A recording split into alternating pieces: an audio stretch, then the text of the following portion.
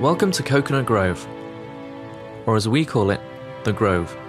With its turquoise waters and lush tropical foliage, it's been a haven for writers, artists, thinkers, and iconoclasts for over 100 years. While good ideas will never grow on trees, we like to think that here they grow, well, among them.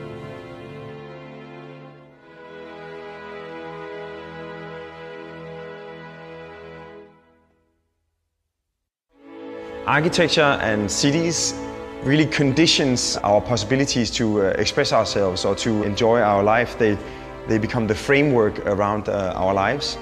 And therefore it's quite important to understand that architecture isn't just some visual art. It isn't just like an image of a building, a two-dimensional facade or a three-dimensional sculpture. It's actually an inhabitable three-dimensional urban condition that actually creates or inhibits possibilities. So therefore, I think it is quite important in architecture to be able to communicate why the buildings look the way they do and what possibilities they create for the people inside the buildings and for the life between the buildings. That's Bjarke, of Bjarke Ingels Group Architects. He's been commissioned by David Martin and the Terra Group to develop an innovative new residence in Coconut Grove. Bjarke has a reputation for challenging convention, as does the Grove.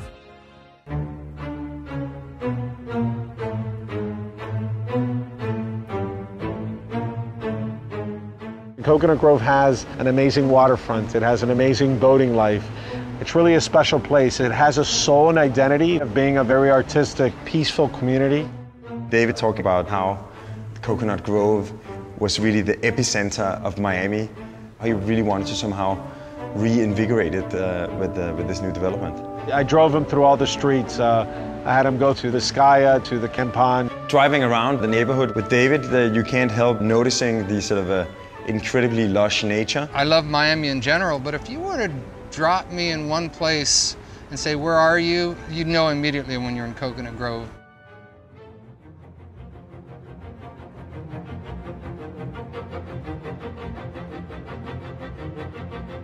Coconut Grove is the oldest neighborhood in Miami.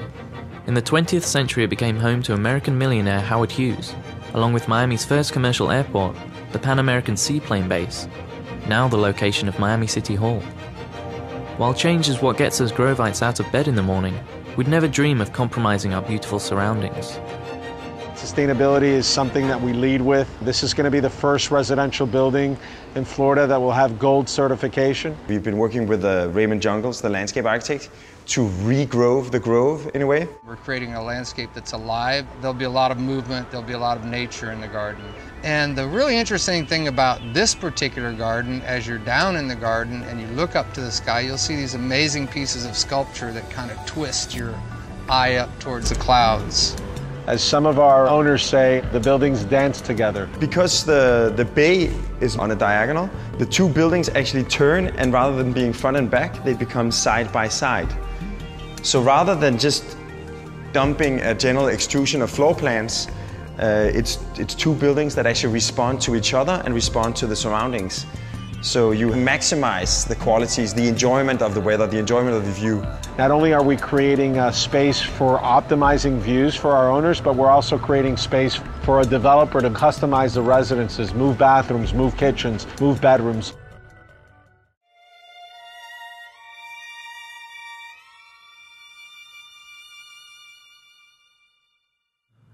From the affluent to the influential, you could say that the people who find themselves in the Grove are as individual as the residences Bjarke and David are developing.